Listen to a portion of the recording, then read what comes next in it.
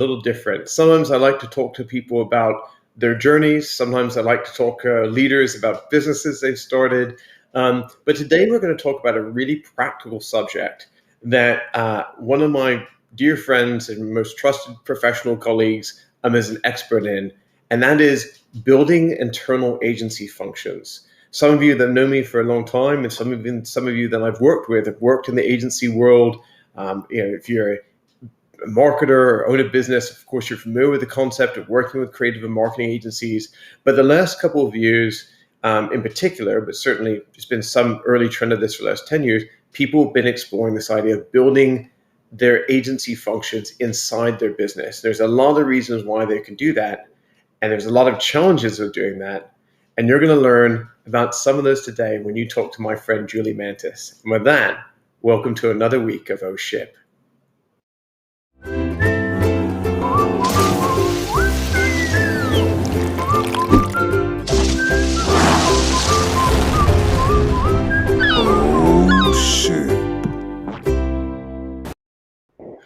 So Julie has shared many O Shift moments with me, so it's about time she was on the O Shift show. Welcome, Julie. Hi, my friend. Thanks for having me. I'm so glad you're here. So look, obviously I know you really well. I've set the tone of what we're going to talk about today, but for those of you who don't know you, it would be great if you'd explain a little bit about your background so people understand why you're worth listening to. Sure. It's a funny background, but I would say by discipline, I'm a brand strategist. I'm an OG chameleon, but I cut my teeth at the agency world, and I had the great pleasure of starting my career at agencies when they were really at a pivotal moment of rapid growth. And so I got to see not only how a strategy practice was developed, but then also how, like, basically just A to Z, how all the adjacent departments needed to work in order to be functional, with one another. So I have sort of like a cool sort of dual role of an eye on brand strategy and then also marketing process. One of the things I think is quite neat about your background is, even though you have done a lot of work in the agency world, when you and I started working together again, I guess it would have been 4 years ago. You just, God, is it 5Gs? When you jump back, from agency world to this kind of like hybrid consulting marketing services type of work that we do, and you started taking on interim leadership roles. So now you had this kind of perspective of what it takes to build a marketing department from the brand side as well as the agency side. In fact, the first time I ever tried to build an internal agency function, it was something that you and I ended up doing together. So I feel like we've learned a lot about this process together, and as I said, have our kind of oh ship moments along the way. The first one was actually a largest swing set manufacturer in North America. They were based in Kansas. It's hard to get talent out there, and we needed to try and get some folks, try and build up basically a creative team. One of the reasons, that people try and build these kind of organizations is, if you look at the kind of trend in marketing, over the last couple of years in particular, and as digital becomes increasingly more dominant, this sense that marketing is this like really hungry machine, and you guys have been watching our ship for a while, have heard me talk about this before, this voracious appetite of kind of content and activity and how quickly you need to be responsive. And agencies aren't really cut out for that anymore. And I think, that was my first inkling that this kind of function should probably start being brought in-house. I think the reality of trying to make that work, it can be quite different, because I think everyone thinks, it's easy to snap an agency together. Julie, you've now done several of these across multiple brands. Can you talk a little bit around, I guess, why some people you've seen need them, and then maybe we can then go from there and talk about maybe when it's gone well and when it's not gone so well. Yeah, for sure. I mean, I think the first thing, you see brands say is, agencies are just so expensive, right? And also it takes so much time and effort to manage them. But beyond that, there's just this real hunger for brands to be hyper relevant, to have that agility, to be able to respond to things real time. And And then I think furthermore, as brands understand that the consumer can come in from any point in the ecosystem, something we always say in the agency world, the brands want to have continuity, right? And so they feel like they have, an agency handling their media, an agency handling PR, and then an agency potentially handling their brand marketing. There can have a sort of a disjointed experience. So they want to bring it all in-house, and they want to have this sort of centralized approach to marketing. And it's an exciting thing. I think it's definitely a great idea. It's just a big idea, right? There's a lot of complexity to it. It's super dynamic. Yeah, it's for me, and the stuff that I've seen with it work so far is there's so many components to this, right? So some people think, I'm going to build an agency function, and to them that means, well, I'm going to get some creative people in here, or maybe they think that they can do that like a project manager or something like that, and they put some of these kind of creative execution people in there, and they're like, poof, I have an agency, and that's not realistic. I think that sometimes you can even anchor these groups with just, one or two really great people that can kind of make or break the group through kind of sheer force of will and talent. But the reality is there's a whole way of working that a lot of people don't understand. And when you bake these kind of things straight into, a marketing team, and just kind of assume it's going to work, the reality starts kind of hitting the wall pretty quickly. From my point of view, I feel like when you've got an agency relation, a lot of times you're dealing with some kind of account person, and they become that kind of stop block to force a symbiotic way of making the two groups work. But when that doesn't exist, and those barriers, whether those barriers should be or not, they are not as debatable, but those barriers don't exist, it can get pretty hairy pretty quickly. How have you seen that kind of play out in some of these companies? First of all, I say God bless the account people and the PMs. I mean, there's never been a time in my career where I have appreciated them more since leaving the agency world. They really are a significant part of the overall process, not just the engine, but also just holding people accountable, right? So it doesn't cog, which is really a significant topic in itself. But yeah, I think there's definitely a learning curve.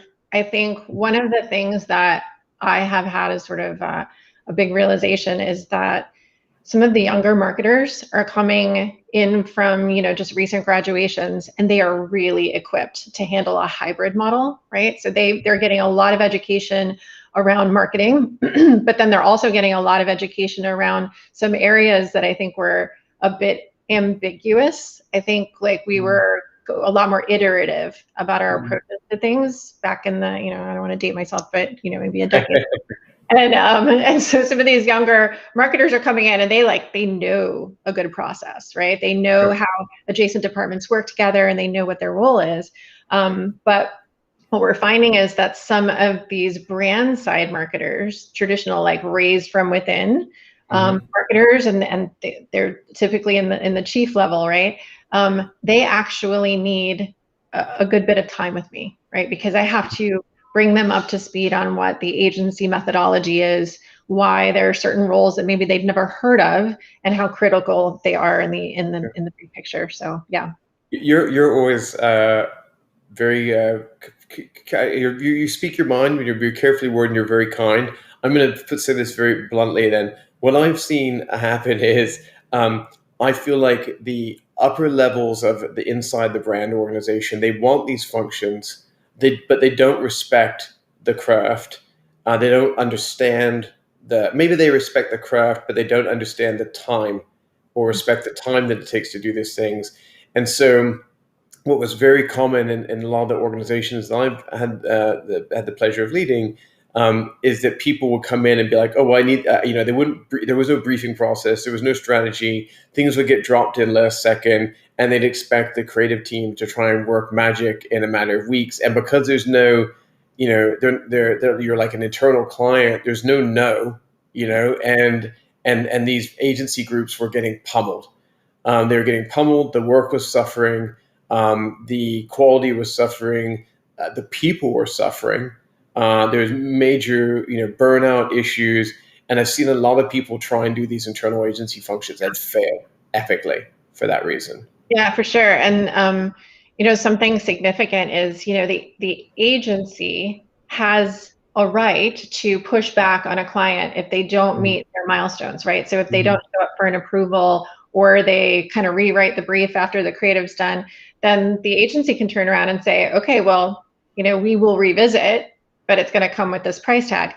And I think, an area where there is some suffering on the internal agency, where that, that person is your boss, right? So you can't come back with a price tag. So I work with teams on developing how to quantify if this, then that, right? So if we aren't able to hit this deadline, then what does that mean overall to the trajectory of the track of work? So it's a very interesting exercise to go through, but empowering the teams on the ground is really important. One of the other ones I've seen I think could be really challenging is great briefing. When you've got a great piece of work, and anyone who's come from the agency world or really appreciates advertising and marketing, it starts with a great brief, starts with a great strategy. And I was actually surprised at how many times I've worked with people that were brand side marketers who have incredible big vision strategy, incredible overarching marketing strategy, and that's why they're on the brand side. But then when it came down to saying, look, I need to succinctly craft something that has a very specific goal, very specific purpose, a very clear message, very clear deliverables and outcomes, that they really struggled with that. And I think one of the things I've seen you do really well in the couple of times we've done this now for multiple brands, from swing set manufacturers to global baby companies. You've done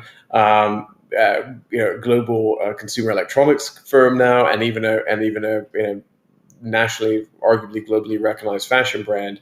But going in and getting these people to understand how to brief people. It's what's happening, I think, is that the clients are used to talking to the account people or the strategists in the agency, and they come in and they would extract this into these great briefs that were great for the creative people. But I've noticed that one step really fell to pieces as a person who's a strategist themselves, but has also had that marketing leadership side. What's your take on that? Yeah, I call it the invisible work, right? It's like, your traditional CMO, your traditional COO is not used to seeing that stuff happen. It usually happens behind the scene. I consider myself really fortunate to have had a very unique sort of growing phase in my career, which was I was at Sapient when the strategy practice was being developed.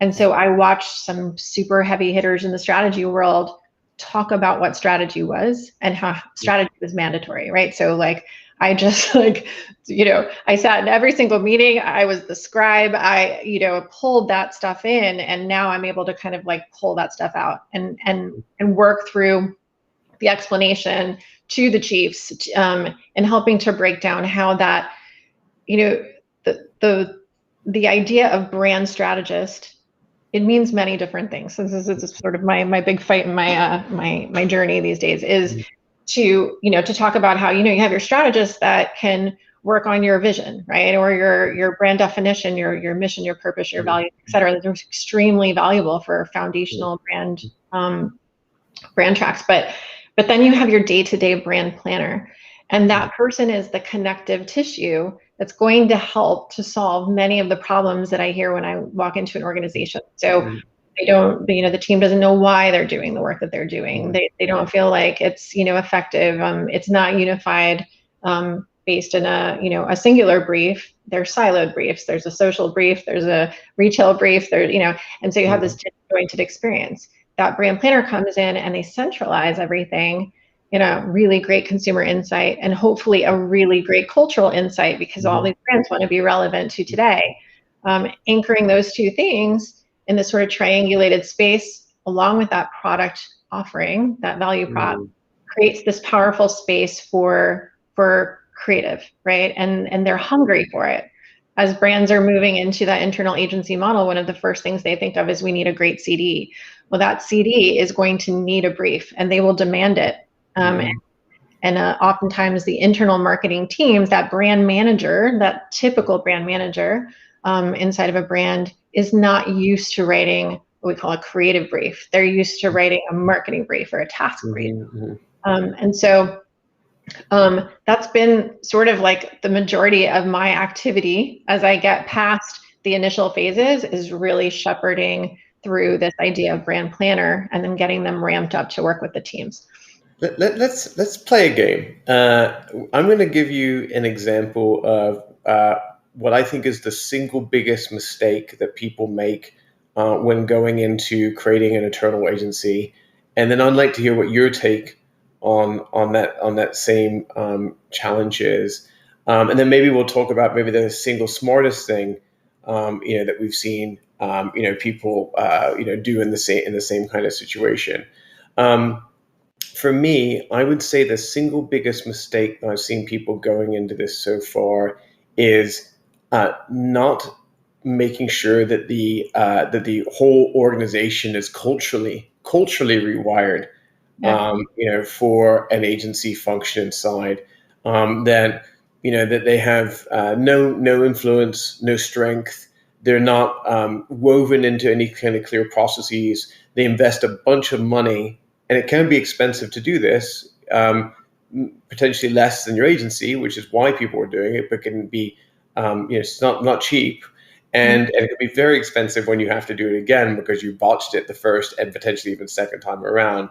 But I would say that the people are hiring the talent, they're hiring the skills, they're recruiting incredible people in some cases, but they haven't taught the rest of the company what this means and who these people are and how everything's supposed to slot together, so they don't reprogram their processes effectively. What would you say is the biggest mistake you've seen people make so far? Oh gosh, I wanted to kind of dovetail off of that real fast, which is it's amazing what clarity in regards to roles and responsibilities can do for a culture. So when you know what the person next to you is doing, or when you know what the person that you're a recipient of that work is doing, you can understand really like the role that you play, right? So understanding all of the sort of adjacent roles with around you is a really amazing thing. I want to tell you a story about that. Go for it. Can I break the game? I love story time. I'm going to tell you a story. One of the most fascinating experiences that I had was when we were doing process for this was a really large brand, so a really large team. I think we had like 85 people. And there was a team that was literally hiding from another team.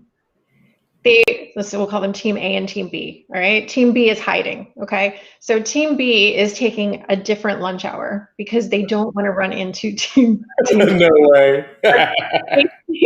they feel like they're constantly frustrating team A. And they feel kind of like shackled, right? They can't do anything different. And so I sat and I mediated, what the issues were. And I was like, wow, if you just put some clarity around how you two departments actually integrate, be very surprised to hear, and sort of see on a job title sort of diagram of how this is and I got them all in a room finally. These teams, these A and B, are now such close friends that they're hanging out outside of work.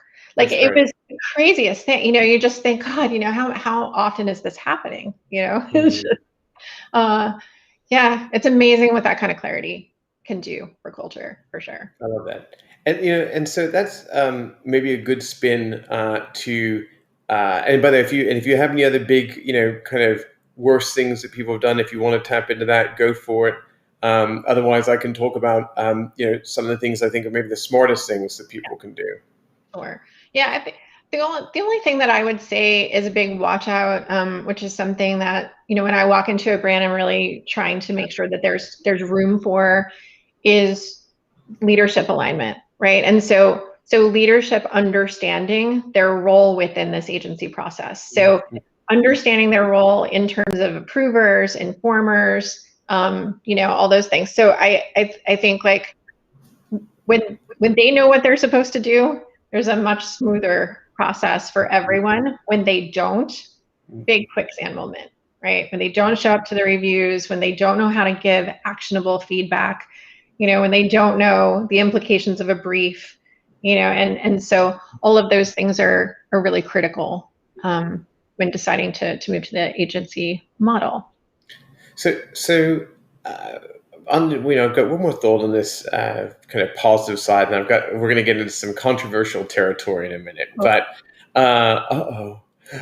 so the best thing I think I've seen people do is, I think some people, there can be this connotation that internal agency is production, and in some cases they are production doing very basic things. But I think it's super important, even if you still maintain some outside agency relationships to do some of your biggest emotion and most ambitious work, you still need to give inspiring work to the team, because if you don't, they first off, you might be just getting the wrong people, because if you're not recruiting great creatives that want to do amazing stuff and they're okay just doing kind of everyday stuff, they may not be the people you actually want on the team to begin with. But I think it's really important that creative people remain inspired. They're wired differently than the rest of us. I'm a little bit creative, and I get that. I'm maybe not be full blown artist mode like some of my creative friends, but I think it's really, really important that you keep them energized and give them like what they call, like a northern light kind of thing, that they're a guiding star or something that inspires them. Yeah, it's something to run towards that keeps them energized. Because you know what? It's not all fun all the time. People go see these super high profile ad campaigns. Creative people in the agency world, they get to do a couple of those, and then they do a lot of stuff that's not very exciting. And those other things will get you through the not so fun stuff, frankly. Have you got any advice of what you've seen, like the best things that people can do? The best things that people can do in terms of like culture to create an incredible internal agency. Yeah, I mean, what? One of the best things along the journey for me of creating these internal groups is cultivating a culture of vulnerability. To sort of quote Brene Brown, yeah. When you have a team that has really great chemistry, they can do anything, right? And so, and again, that comes down to like clarity around roles and responsibilities. Like the person's on point to do this, and they're going to stay in their lane for the most part, right? But what I try to do is really, sort of get in with the team on a very interpersonal level, understand their capabilities, understand their strengths, their weaknesses, what they might be afraid of, and then create this team of evangelists within the group that work really well together. When that works, it echoes out, right? Because they're setting the tone for the work. They're excited to kick off, and they're excited to present the big idea, and they're excited to put it into action with marketing. So it's a very much a halo effect. So let's jump subjects here for a second. Going to get into some controversial territory. As I said, you and I both still have a lot of friends in the agency world. There is talk of some people saying the agency model is dying. I would argue it's not. I think it's just transforming and changing. But forces like internal agency being massively on the rise obviously is having an impact on that. First off, I sometimes feel like my buddies in agency land may have their pitchforks out for me, contributing to this death/transformation, or whatever you want to call it. But I mean, do you think that how do you think the role of agencies are going to change? I mean, based on this change that you and I are both contributing to. Yeah, I think it's a bit silly to think that every brand can do this. Having done this now for a while, I realize that it really requires a lot. It's dynamic, right? As in the title of this OSHIP session, right? It's like you've got to have really great leadership commitment to building it, but then also maintaining it. And then you just have to have the right talent. And so, I mean, in many times it's inevitable that you'll outsource the work. But if you're lucky enough to have all the right people in the right places with the right, with the right budget, the right capabilities, then you have the utopian scenario. But from what I've seen, even the ones that want to go full internal need to depend on an agency for something. So. My hypothesis, kind of leaning in a little bit to what you're saying, is that I think the role of agencies in the future is going to become increasingly more specialized. Specialized, for sure. So I think what's happening is that capabilities that people are in-housing is the roles that feed that really hungry beast I described earlier. Everyone, there's these always on channels. You're never turning off email now. You're never turning off social, whether it's paid or organic. You're never turning off search. Obviously, this is applying every single instance, but you get my point. You're never turning off whatever remarketing and display or whatever that may be. Content management. Depending on how active and how large your company may be, there's these things that just never stop. Content production. I mean, the amount of content that needs to be produced just to feed the machine at this point, is pretty insane. And so I think those are the roles that make sense to get brought in house. But there are other things that are muscles that you don't work all the time. And those, I think sometimes companies are going to make mistakes by trying to bring those types of people internally. When the hyper creative, big tent idea campaign people, maybe that's external. Very specialized types of production work. Whether it's motion graphics, special effects, certain types of film production will continue to be external. Just certain types of things that are just these always on channels. I think the agencies will get even stronger there, and actually, I think they'll get even more talented because I think the best of the best people are going to gravitate to these kind of specialized crews, as I like to sometimes use it. I don't think that was meant to be a nautical play for a ship, but it did kind of come out as one. So, and again, I think, so do you think, agencies 10 years from now, they're not dead, right? They're just different. No. I think they're just different. Yeah. It'd be interesting to see, again, just how the whole talent thing plays out. One of the things I think is so neat now, sort of like the Ad Age Awards, maybe they've had it for years, but I just noticed it for the first time the last couple of years, how they have like in-house agency of the year. I thought that was kind of wild. So really shows, I think how big all this is getting. And then, just as a last thing, I'd love to talk about, you've gone through a very interesting personal transformation in the years I've known you. From your time at Sapient, now Razorfish, but at Sapient Nitro at the time when you were, to your point, cutting your teeth there, to taking a very big risk and jumping over. And when you left agency land, you started off as a marketing manager, very quickly ascended to marketing director, and now you're doing, you're the interim VP of brand at Polaroid, one of the most recognizable, iconic brands of the last 50 years. That's a pretty interesting ride you've been on, and you've done it in a very non-conventional way. I guess I'd like to understand, when you look at people maybe who've come from the same agency background, have you got any advice for them, maybe what it might look like to jump, different sides of the business, and or even talk a little bit about what that journey was like for you? Man, it's crazy to hear that all just sort of summed up in a timeline. I'm a great hype man, Julie. I'm great. You can keep me around anytime. Oh man, I would just say you gotta just keep learning. I think when you and I jumped over to the swing set company, I didn't know what the hell you were doing. I was like, what? We're going to build the largest swing set in the world. Come on, let's It's going to be great. Let's go with it. Yeah, just go with it, right? I guess, first of all, my relationship with you has been pretty much the catalyst for everything I've done. We just have a good, instinct for what makes sense, and we roll with it. And I think, just learning, but listening to people, I think intuition, my sensitivity. Sensitivity is really important, and it gets a bad rap in this industry.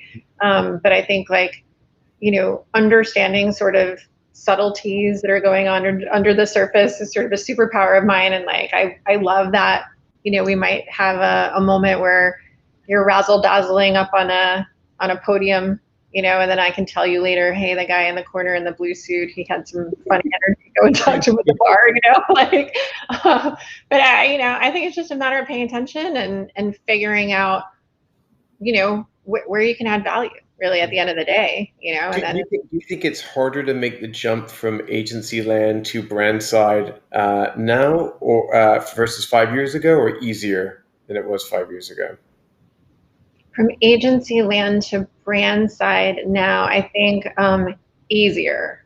Easier. Yes. I think brand roles are a little bit more defined than they were back then. Yeah, for sure. I think I don't know if that's like an extension of this whole like in-housing thing that's happening, or maybe it's, but I have a similar feeling, by the way, versus, or because, lots of people start to do it now and it doesn't seem quite so crazy. But I mean, I feel like when I made the jump, for me, it was scary as hell. Mine was, I guess, whatever, 10 years ago.